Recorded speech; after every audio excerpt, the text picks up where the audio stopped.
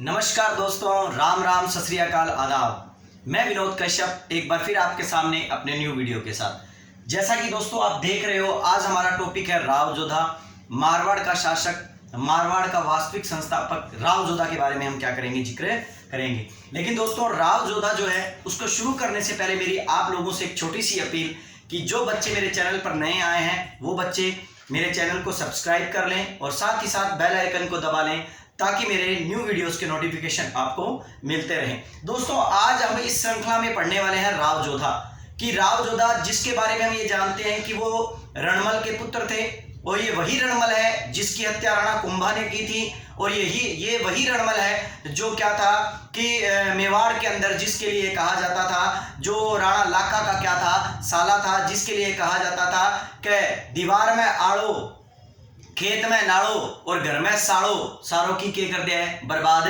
कर दिया है। ये जो कहावत थी ये इसी के पिता राव जोधा के पिता रणमल के लिए कही गई थी। आज हम इस सब के बारे में जिक्र करने वाले हैं और बड़े विस्तार से करने वाले हैं, क्योंकि ये टॉपिक जो है दोस्तों वो कृषि पर्यवेक्षक के अंदर भी आता है और लगभग बाकी सभी एग्जाम के अंदर आता है। तो मैं कृषि पर्यवेक्षक के रूप के अंदर इस टॉपिक को केवल राव जोधा से शुरू करते हुए बड़े मतलब विस्तार से इसको व्याख्या करते हुए इसको क्या करने वाला हूं, समझाने वाला हूं। तो दोस्तों चलिए शुरू करते हैं। राव जोधा।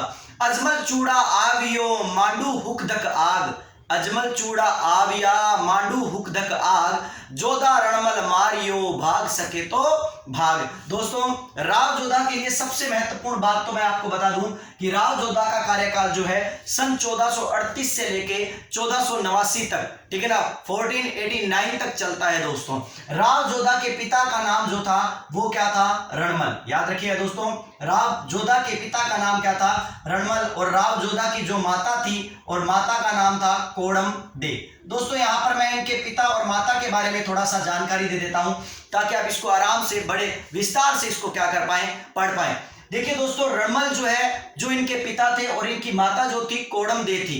दोस्तों यही कोड़म दे है जिन्होंने बीकानेर के अंदर कोड़म देसर नगर जो है वो बसाया था और इसी कोड़म देसर के अंदर इनके द्वारा एक क्या की गई थी, बावड़ी बनाई गई थी। याद रखिए दोस्तों, जिस बावड़ी को कोड़म देसर बावड़ी के नाम से क्या किया जाता है, जाना जाता है। और आपको यह बात भी याद रखनी पड़ेगी यहां पर कि कोड़म दे के द्वारा जो बनाई गई बावड़ी थी, कोड़म देसर बावड़ी, ये बावड़ी पश्चिमी राजस्थान की सबसे क्या है, प्राचीन बावड़ी है। पश्चिमी राजस्थान की सबसे प्राचीन बावड़ी कौन सी मानी जाती है, कोड़म देसर बावड़ी मानी जाती है। दोस्तों मैं बात कर रहा हूं रणमल के बारे में, क्योंकि हम इससे अगर हम राव जोधा को समझना चाहते हैं तो राव जोधा को समझने के लिए हमें सबसे पहले इसके पिता रणमल के बारे में थोड़ी जानकारी लेनी पड़ेगी।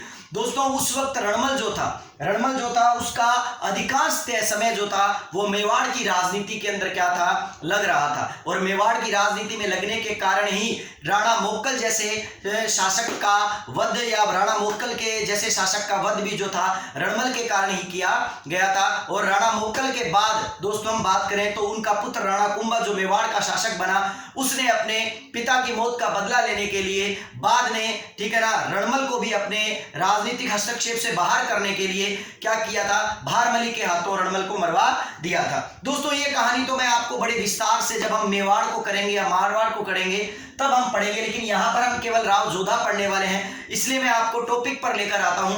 रणमल की मृत्यु के बाद जब भारमली के हाथों रणमल मारा गया और बाद में राणा कुंभा ने जब रणमल की हत्या कर दी, तो कहते हैं कि वहां पर एक नगाड़ची जो था वो ये सब देख रहा था। और उस समय राव जोधा भी जो था वो अपने पिता रणमल के साथ कहाँ आया हुआ था, मेवाड़ आया हुआ था। और उस वक्त मेवाड़ का शासक कौन था दोस्तों, राणा कुंभा। ये आपको याद रखना पड़ेगा दोस्तों, उस वक्त मेवाड़ का शासक कौन था, राणा कुंभा। आप इसे यूं याद रख सकते हैं कि राव जोधा के समकालीन मेवाड़ का शासक कौन था, राणा कुंभा था। तो कहते हैं वो नगाड़ची जो है जब वो देख रहा था कि रणमल की हत्या की जा रही है, तो ऐसी स्थिति में उस नगाड़ची ने राव जोधा को सचेत करने के लिए कुछ पंक्तियां गाई थी और उसने कहा था कि अजमल चूड़ा आविया मांडू हुकदक आग, जोधा रणमल मारियो भाग सके तो भाग। जब ये बात जोधा को पता लगी कि उसके पिता की हत्या कर दी गई है तो जोधा तुरंत मेवाड़ से वहां से निकल पड़ा और निकलकर वो मारवाड़ की तरफ भाग गया। यहां पर आपको दोस्तों याद रखना पड़ेगा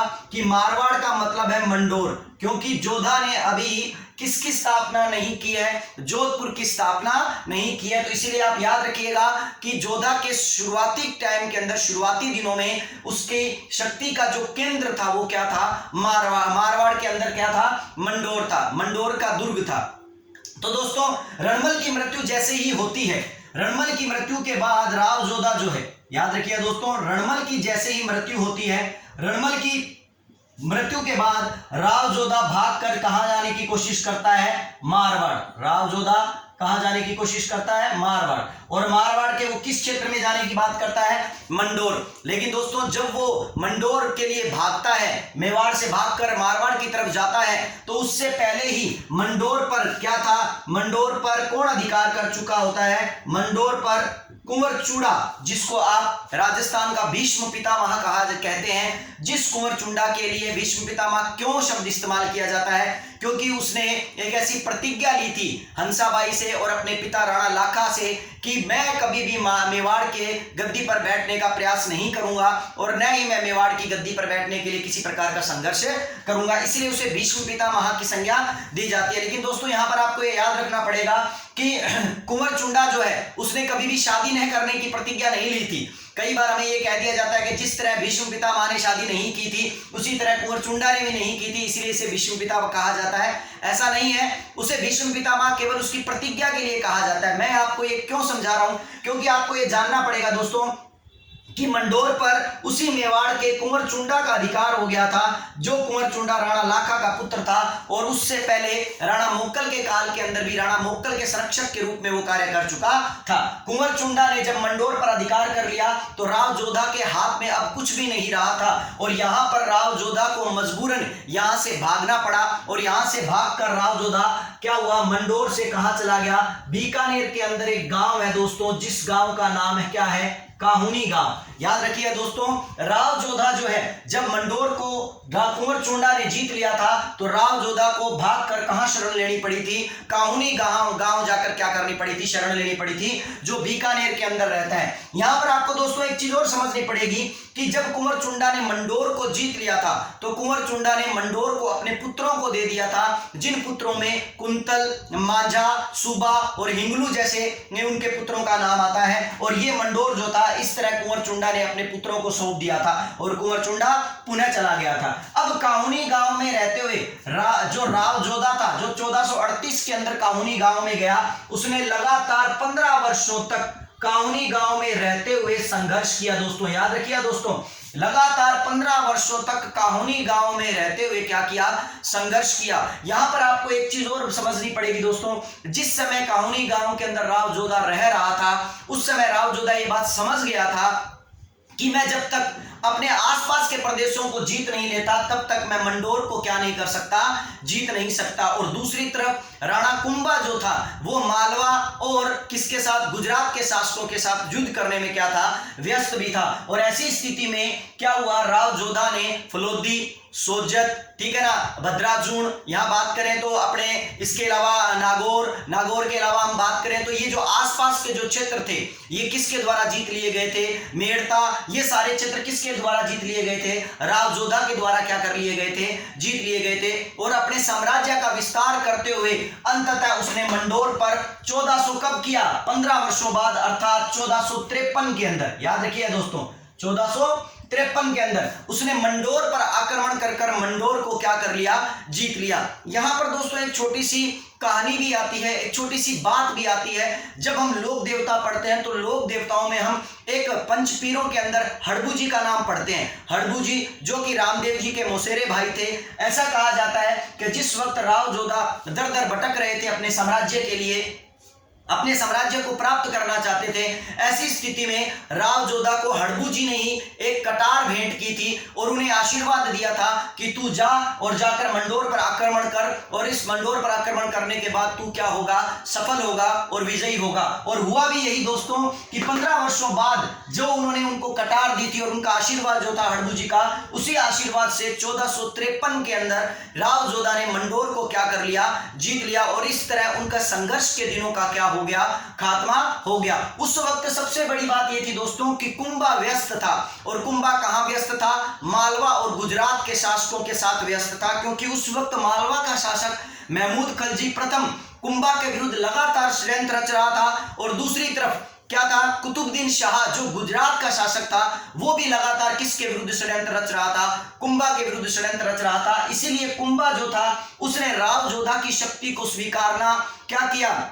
स्वीकार किया और राव जोधा को मारवाड़ के अंदर रहने का या मारवाड़ के मंडोर क्षेत्र को जीतने का मौका दिया। और अंततः राव जोधा ने सोचा कि कहीं कुंभा मुझ पर आक्रमण न कर दे, क्योंकि राव जोधा अपने साम्राज्य विस्तार के साथ साथ यह भी चाहता था कि मंडोर जो क्षेत्र है वो उसका क्या रहे? सुरक्षित रहे। और इसीलिए राव जोधा ने राणा कुंभा की दादी हंसाबाई से बात की। दोस्तों यहां पर बड़ी इंपॉर्टेंट बात है कि राव जोधा ने अपनी बुआ हंसाबाई और राणा कुंभा की दादी हंसाबाई से बात की। और हंसाबाई से बात करते हुए राव जोधा ने क्या किया? राणा कुंभा के साथ संधि करने का निश्चय कर लिया। तो याद रखिए दोस्तों, राणा कुंभा, यहां पर लिख देता हूं दोस्तों मैं, जोधा प्लस कुंभा, अर्थात राणा कुंभा और राव जोधा के मध्य संधि कराने के अंदर मध्यस्थता का काम किसने किया था? हंसाबाई ने किया था। और ये संधि जो इनके मध्य हुई थी, ये कब हुई थी? 1453 के अंदर हुई थी, जिस संधि को किसके नाम से जाना जाता है? आवल बावल की संधि के नाम से जाना जाता है। दोस्तों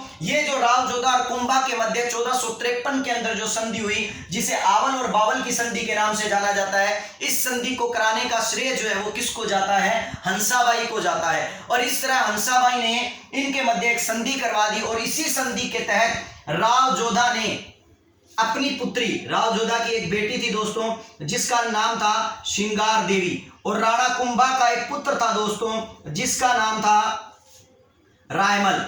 कहते हैं कि अपने छोटे पुत्र रायमल के साथ श्रृंगार देवी का राव जोधा ने क्या करवा दिया? विवाह करवा दिया। जो श्रृंगार देवी राव जोधा की बेटी थी और राणा कुंभा का छोटा पुत्र जो था वो क्या था? रायमल था। बड़े पुत्र के बारे में आप जानते हो दोस्तों, उदा, जिसे उदयकर्ण के नाम से जानते हैं, जिसने राणा कुंभा की हत्या की थी। और मेवाड़ का वो प्रथम क्या कहलाता है? पितरंता कहलाता है। यहां श्रृंगार देवी और रायमल का विवाह जो है वो आपस के अंदर हो गया। लेकिन दोस्तों यहां पर यह बात आपको जानने वाली जरूरी है कि यही श्रृंगार देवी जो कि राव जोधा की बेटी थी, इसी ने मेवाड़ के अंदर, चित्तौड़ के अंदर एक स्थान पड़ता है दोस्तों, जिस स्थान का नाम है गोसुंडी। और गोसुंडी के अंदर इसने एक बावड़ी का निर्माण करवाया था, जिसे गोसुंडी की बावड़ी कहा जाता है। और इसी गोसुंडी की बावड़ी के ऊपर एक प्रशस्ति लिखी हुई है जो 1504 की प्रशस्ति है दोस्तों। और इसी प्रशस्ति के अनुसार हमें इनके विवाह का पता चलता है कि राव जोधा ने अपनी बेटी श्रृंगार देवी का विवाह जो है वो किसके साथ करवाया था? राणा कुंभा के बेटे रायमल के साथ करवाया था। तो यहां पर ये बात आपको बड़ी इंपॉर्टेंट याद रखनी चाहिए दोस्तों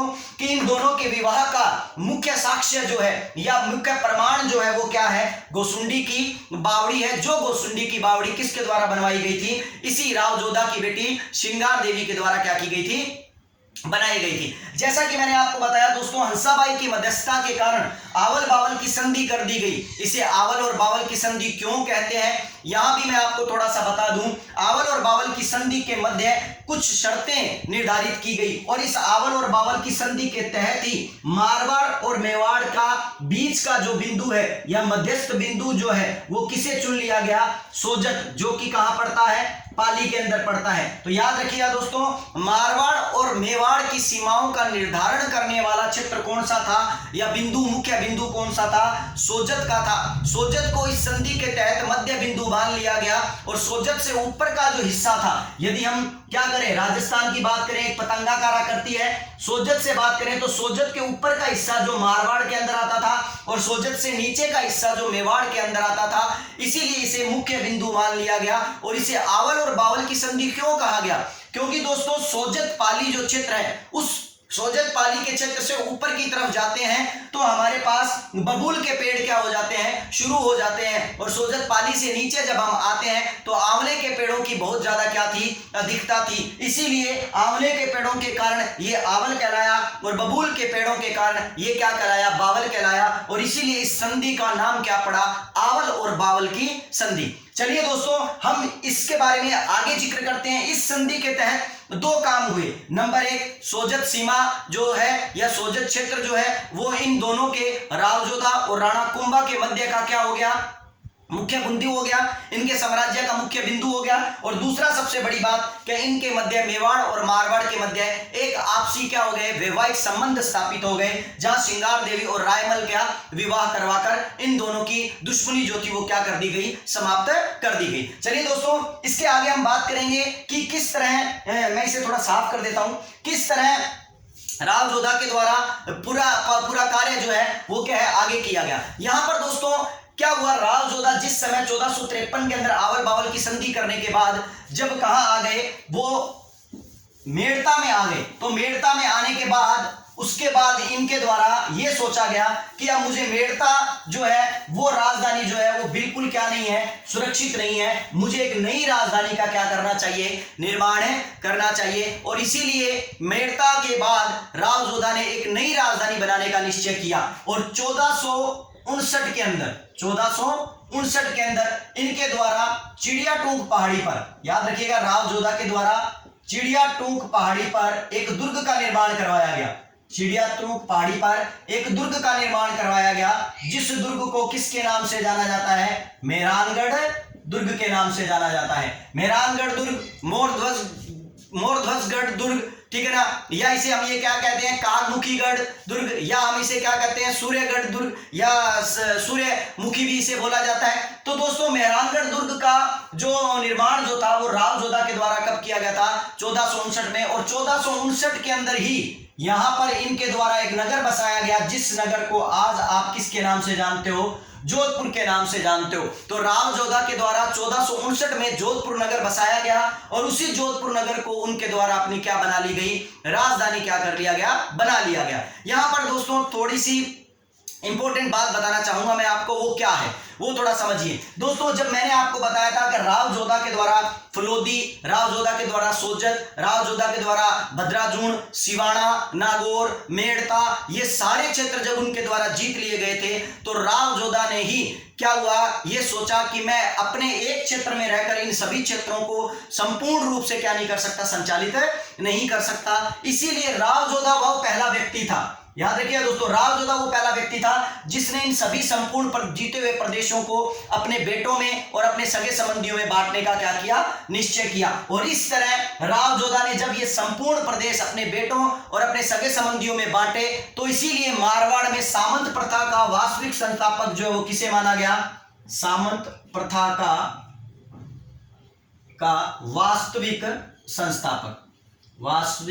संस्थापक। इसीलिए मारवाड़ के अंदर सामंत प्रथा का वास्तविक संस्थापक जो है वो किसे मान लिया गया दोस्तों, रावजोधा को मान लिया गया। याद रखिए दोस्तों, रावजोधा को ही सामंत प्रथा का, मारवाड़ में सामंत प्रथा का वास्तविक संस्थापक कहा जाता है। यहां आपके मन में एक क्वेश्चन आ रहा होगा कि सर जब ये वास्तविक संस्थापक है तो फिर संस्थापक कौन है। दोस्तों मारवाड़ के अंदर सामंत प्रथा का संस्थापक जो है वो क्या है, रावचूड़ा को माना जाता है, जिसने मंडोर को जीता था और मंडोर को जीतकर प्रत्यारों को अपना क्या बनाया था, सामंत बनाया था। इंदा प्रत्यार के शाखा के प्रत्यारों को अपना सामंत बनाया था। तो इसीलिए यहां पर जब उसने बड़ी मात्रा में अपने पुत्रों को और अपने सगे संबंधियों को ये क्षेत्र दे दिए तो प्रॉपर रूप से वास्तविक संस्थापक सामंत प्रथा का कौन देखने को मिला हमें, याद रखिएगा दोस्तों, रावजोधा मिला। लेकिन यहां पर आपको ये याद रखना है कि सामंत प्रथा का वास्तविक संस्थापक किसके द्वारा कहा गया है। तो याद रखिएगा दोस्तों, सामंत प्रथा का वास्तविक संस्थापक रावजोधा को डॉक्टर गौरीशंकर हीराचंद्र ओझा के द्वारा कहा गया है। दूसरी बात, रावजोधा ने इतने प्रदेश जीते इसीलिए इसे मारवाड़ का प्रथम पराक्रमी शासक भी बोला जाता है। याद रखिए दोस्तों, रावजोधा को मारवाड़ का प्रथम पराक्रमी शासक भी कहा जाता है। और ये जो है ये शब्द किसने इस्तेमाल किया है, ये शब्द कर्नल जेम्स टोड व डॉक्टर ओझा के द्वारा इस्तेमाल किया गया है। इसे मारवाड़ का प्रथम पराक्रमी शासक कर्नल जेम्स टोड और क्या है डॉक्टर गौरीशंकर हीराचंद्र ओझा के द्वारा इसे बोला गया है। यहां तक कि दोस्तों इसी व्यक्ति ने मंडोर से एक अलग राजधानी बनाई, अलग क्षेत्र बसाया जोधपुर, और वर्तमान में आज भी मारवाड़ जो है वो किसके नाम से प्रचलन में आता है, जोधपुर के नाम से प्रचलन में आता है, और मुख्य क्षेत्र भी जोधपुर ही माना जाता है। इसीलिए मारवाड़ का वास्तविक संस्थापक भी, याद रखिए दोस्तों, मारवाड़ का वास्तविक संस्थापक भी किसे कहा जाता है, मारवाड़ का वास्तविक संस्थापक भी राव जोधा को कहा जाता है। लेकिन ये किसने कहा है, गोपीनाथ शर्मा ने, डॉक्टर गोपीनाथ शर्मा के द्वारा राव जोधा को मारवाड़ का क्या कहा गया है, वास्तविक संस्थापक कहा गया है। चलिए दोस्तों, हम बात कर रहे थे राव जोधा की, तो राव जोधा के बात करते हुए इस कड़ी में हम आगे बात करेंगे कि जब इन्होंने चिड़िया टूक पहाड़ी पर मेहरानगढ़ दुर्ग का निर्माण कर दिया, तो मेहरानगढ़ दुर्ग के साथ ही इन्होंने इस दुर्ग के अंदर चामुंडा माता का मंदिर बनवाया, इन्होंने ही नागनेची माता का मंदिर बनवाया, जो कि राठौड़ों की क्या कहलाती है, कुल देवी भी कहलाती है। और इस मंदिर को, इस दुर्ग के लिए अनेक प्रकार के विद्वानों के द्वारा अनेक वर्ड कहे गए हैं। कर्नल जेम्स टोड ने तो ये भी कहा इस दुर्ग के लिए कि जोधा के बेटे इस दुर्ग की महल की एक खिड़की पर खड़े होकर अपनी हुकूमत की अंतिम हद तक क्या कर सकते हैं, नजर रख सकते हैं, कि जोधा के बेटे इस महल की, अर्थात इस दुर्ग के महल की खिड़की पर खड़े होकर भी हुकूमत की हद तक क्या कर सकते हैं, नजर रख सकते हैं। अर्थात ये दुर्ग जो है ये बड़ा ही इंपॉर्टेंट दुर्ग माना जाता है। यहाँ पर इस दुर्ग के लिए रुडयार्ड कीपलिंग ने भी बहुत अच्छे वर्ड कहे हैं, और उन्होंने कहा है कि इस दुर्ग को देखकर ऐसा लगता है जैसे इस दुर्ग का निर्माण परियों और फरिश्तों ने करवाया हो। तो दोस्तों, आशा करता हूं कि ये जो दुर्ग है, ये दुर्ग के बारे में भी जानकारी आपको क्या हो जाएंगी, साथ साथ में याद हो जाएंगी, और राव जोधा के बारे में भी जो चीजें हैं वो क्या हो जाएंगी, याद हो जाएंगी। यहाँ पर दोस्तों जोधपुर की ख्यातों को यदि हम पढ़ें और बांकीदासरी ख्यात को हम पढ़ें, जब हम इन सब ख्यातों को पढ़ते हैं तो इन सब ख्यातों के आधार पर यदि हम राव जोधा की पत्नियों की संख्या बात करें कि राव जोधा की कितनी पत्नियां थी, अगर इन सब ख्यातों को हम पढ़ते हैं तो इन पत्नियों के आधार पर राव जोधा की कुल कितनी पत्नियां मानी जाती हैं, 6 पत्नियां मानी जाती हैं। ख्यातों के आधार पर राव जोधा की कुल 6 पत्नियां मानी जाती हैं। लेकिन दोस्तों यहां विवाद की बात यह है कि उनके पुत्रों की संख्या जो है वो सभी में समान नहीं है। कुछ ख्यातें और कुछ इतिहासकार उनके पुत्रों की संख्या 19 बताते हैं, कुछ 16 बताते हैं, कुछ 17 बताते हैं और कुछ 14 बताते हैं। इसलिए हम इनके पुत्रों की संख्या में नहीं जाएंगे, लेकिन इनके कुछ मुख्य पुत्रों के बारे में क्या करेंगे, जिक्र करेंगे। यहां पर राव जोधा के सबसे बड़े पुत्र का जिक्र करें तो याद रखिएगा दोस्तों, राव जोधा के सबसे बड़े पुत्र का नाम क्या था, निम्बा था। याद रखिए दोस्तों, राव जोधा के सबसे बड़े पुत्र का नाम क्या था, निम्बा था। कुछ किताबें जो हैं आपको ये कह देती हैं कि सोजत का किला जो है वो किसके द्वारा बनवाया गया, राव मालदेव के द्वारा बनवाया गया। लेकिन दोस्तों ये तथ्य जो है वो बिल्कुल ही गलत है। याद रखिएगा, इसी राव जोधा के बड़े पुत्र निम्बा के द्वारा सोजत का क्या किया गया था, किले का निर्माण किया गया था। तो राव जोधा ने ही सोजत के किले को बनवाया था। राव जोधा जो था, राव जोधा के पुत्र निम्बा ने ही सोजत का किला बनवाया था, और निम्बा राव जोधा का क्या था, सबसे बड़ा पुत्र था। यहां पर आपको एक चीज और बता दूं दोस्तों, राव जोधा की एक प्रिय रानी थी जिसका नाम था जसमा दे, और इस जसमा दे का एक पुत्र था दोस्तों जिसका नाम था सातल देव। क्या नाम था दोस्तों, सातल देव। और राव जोधा का एक और पुत्र था जिसका नाम था राव बीका। यहां हम कुंवर बीका भी बोल सकते हैं, लेकिन आप जानते हो राव बीका ने बीकानेर नगर बसाया 1488 में, इसीलिए मैं इसको राव बीका लिख रहा हूं, कोई दिक्कत नहीं है, आप इसे कुंवर बीका भी बोल सकते हो। राव बीका, ये जो राव बीका जो था ये इस गद्दी का वारिस था। कौन सी गद्दी का, मारवाड़ की गद्दी का। लेकिन राव जोधा सबसे ज्यादा प्रेम जो है वो किसको किया करते थे, अपनी पत्नी जसमा दे को किया करते थे, और यही रीजन था जिसके कारण वो अपनी पत्नी जसमा दे के पुत्र सातल देव को क्या करना चाहते थे, गद्दी पर बिठाना चाहते थे। लेकिन राव बीका जो है वो इस गद्दी के मुख्य वारिस थे। तो किस तरह राव जोधा ने राव बीका को मारवाड़ की गद्दी से अलग किया, हम इसके बारे में थोड़ी सी क्या कर लेते हैं, जानकारी ले लेते हैं। यदि आप इसे क्या करना चाहें, स्क्रीनशॉट लेना चाहते हैं तो दोस्तों आप इसका स्क्रीनशॉट ले सकते हैं साथ साथ में। चलिए दोस्तों, मैं जैसा कि आपको बता रहा हूं, आपने स्क्रीनशॉट ले लिया होगा। अब मैं बता रहा हूं कि किस तरह राव बीका को राव जोधा ने गद्दी से अलग किया और नाराज भी नहीं होने दिया। वो कहानी क्या है मैं थोड़ा सा आपको ये बता देता हूं। दोस्तों कहानी ये है कि राव जोधा का पुत्र राव बीका था। एक बार क्या हुआ, राव जोधा का एक भाई जो है जिसका नाम कांगल सिंह था, याद रखिएगा, राव जोधा का एक भाई था जिसका नाम था कांगल सिंह। ये कांगल सिंह जो है ये हिसार के क्षेत्र में रहा करता था, हिसार वाले एरिया में रहा करता था। और उस वक्त क्या था कि दिल्ली पर जो सुल्तान गद्दी पर बैठा था उसका नाम था बहलोल लोदी। और इस हिसार वाले क्षेत्र को बहलोल लोदी ने अपने सामंत सारंग खां को दिया हुआ था। याद रखिए दोस्तों, किसको दिया हुआ था? सारंग खां को दिया हुआ था। कहते हैं कि ये कांगन सिंह उस हिसार वाले इलाके में बड़ी लूटपाट किया करता था और बड़ा परेशान किया करता था। तो एक बार सारंग खां की सेना के साथ कांगल सिंह की क्या हुआ, मुकाबला हुआ, जिसमें सारंग खां के हाथों कौन मारा गया? कांगल सिंह मारा गया। इस बात की खबर राव जोधा को लगी तो राव जोधा ने अपने भाई की मौत का बदला लेने के लिए हिसार पर चढ़ाई करने का निश्चय कर लिया, उन्हें सबक सिखाने का निश्चय कर लिया। और यही रीजन था जिसके कारण जब राव जोधा एक सेना लेकर हिसार पर चढ़ाई करने के लिए गया तो उसने अपने पुत्र बीका को साथ लेना उचित समझा और वो अपने पुत्र बीका को अपने साथ लेकर चल पड़ा। अब बीका और राव जोधा दोनों आपस में एक सेना लेकर हिसार पर चढ़ाई करते हैं और वहां पर सारंग खां के साथ युद्ध कर सारंग खां को मौत के घाट उतार देते हैं। और इस तरह राव जोधा अपने भाई की मौत का क्या कर लेता है? बदला ले लेता है। और इस तरह जब राव जोधा और राव बीका वापिस आ रहे होते हैं तो वो एक क्षेत्र द्रोणपुर नामक क्षेत्र के अंदर रुकते हैं। कहां रुकते हैं दोस्तों?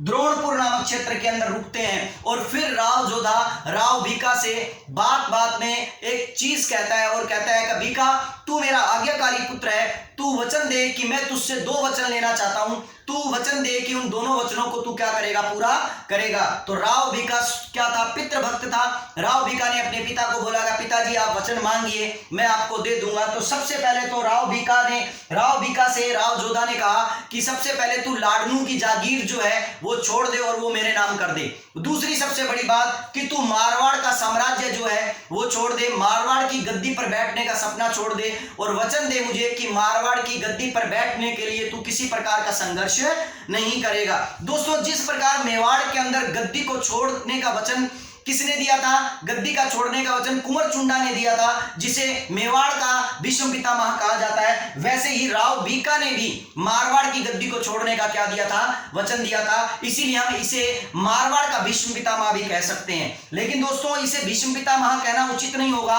क्योंकि आगे मैं बताता हूं कहानी क्या हुई। तो राव बीका जो था उसने दोनों वचन देने से क्या कर दिया? स्वीकार कर लिया कि पिताजी मैं आपकी दोनों बातें मानता हूं और वचन देता हूं कि मैं ये कार्य पूरा कर दूंगा। लेकिन उसने पिताजी से भी एक वचन मांगा और कहा कि पिताजी आपने मुझसे 2 वचन मांगे लेकिन मैं एक वचन मांगता हूं कि आपका पुत्र बड़ा मैं हूं। बड़े का मतलब आपका पुत्र योग्य मैं हूं जो गद्दी पर बैठने लायक है। तो आपसे ये मेरी उम्मीद है कि यदि भविष्य में मैं किसी साम्राज्य का निर्माण करता हूं, किसी राज्य का शासक बनता हूं, तो आपके जो राज चिन्ह हैं, आपका मुकुट है, आपकी तलवार है, आपका छत्र है, आपकी ये जो भी चीजें राज चिन्ह के रूप में आती हैं ये आप मुझे सौंप देंगे। और इस तरह राव जोधा बीका से ये वादा करते हैं और वादा कर मारवाड़ के क्षेत्र के अंदर मारवाड़ की गद्दी पर, ठीक है ना, बीका का आधिपत्य जो है वो समाप्त करवा देते हैं और जसमा दे के पुत्र सातल देव का आधिपत्य जो है वो पूर्ण रूप से मारवाड़ पर होना क्या हो जाता है? निश्चित हो जाता है। इस तरह ये जो वर्णन था दोस्तों, इस वर्णन से राव बीका जो है वो मारवाड़ की राजनीति से अलग हो जाते हैं। लेकिन यहां पर दोस्तों आपको ये भी समझना पड़ेगा कि वो मारवाड़ की राजनीति से तो अलग हो गए, लेकिन कहीं ना कहीं अभी उनका राज चिन्ह वाला जो मतलब है ना सपना है, जो राज चिन्ह प्राप्त करने का जो सिस्टम है वो जरूर प्राप्त करेंगे। और ये मैं अगली सीरीज में डालूंगा कि वो राज चिन्ह प्राप्त करने के लिए उसने किस तरह मारवाड़ के शासक, ठीक है ना, राव सूजा पर आक्रमण करने का निश्चय कर लिया था। लेकिन जसमा दे ने सूजा को समझाया और समझा बुझाकर बाद में बीका को क्या कर दिया गया? वो राज चिन्ह क्या कर दिए गए थे? प्रदान कर दिए गए थे। तो दोस्तों यहां पर ये जो थे राव जोधा। अब मैं राव जोधा के बारे में 1-2 और बातें बता दूं कि दोस्तों राव जोधा का समय मैंने आपको शुरू में बताया था कि 1438 से लेकर वो 1489 तक गद्दी पर बैठे हैं। अर्थात उनका टोटल कितने वर्ष हुआ है? 51 वर्ष। अर्थात राव जोधा टोटल 51 वर्ष मारवाड़ के शासक के रूप में जाने गए थे।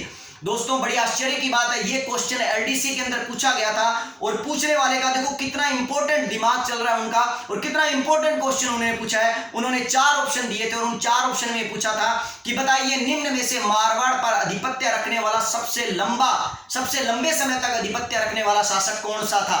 उसमें मालदेव भी था, कुंवर चुंडा का भी नाम था, यहां पर राव जोधा का भी नाम था। तो दोस्तों याद रखिएगा, सर्वाधिक समय तक मारवाड़ पर आधिपत्य रखने वाला जो शासक था वो कौन था, 51 वर्ष तक आधिपत्य रखने वाला शासक कौन था, राव जोधा था, जो बड़ी ही इंपॉर्टेंट बात है। इससे हालांकि मालदेव इस वंश में प्रतापी शासक के रूप में जाना जाता है, लेकिन उसका समय जो है वो 51 वर्ष शासन करने का नहीं है, केवल 32 वर्ष, 14 हम उसका 32 वर्ष शासन क्या करते हैं, मानते हैं। तो इसलिए याद रखिएगा 31 या 32 वर्ष मानते हैं, लेकिन यहां पर इन्होंने 51 वर्ष शासन किया था, जिसके बारे में हम ये कह सकते हैं कि अपने आप में एक प्रतापी शासक थे जिन्होंने जोधपुर का क्या किया था, मतलब निर्माण किया था। दोस्तों ये थे हमारे कौन, राव जोधा। आशा करता हूं कि राव जोधा के बारे में दी गई जानकारी आपको अच्छी लगी होगी। यदि ये जानकारी आपको अच्छी लगती है तो मेरे चैनल को और मेरे इस वीडियो को जरूर लाइक करें। धन्यवाद दोस्तों, और मिलते हैं अपनी नेक्स्ट सीरीज के अंदर। राव जोधा के बाद हम बात करेंगे कुछ अन्य शासकों की जो इसी तरह आपकी परीक्षाओं के लिए क्या रहेंगे, इंपॉर्टेंट रहेंगे। धन्यवाद दोस्तों।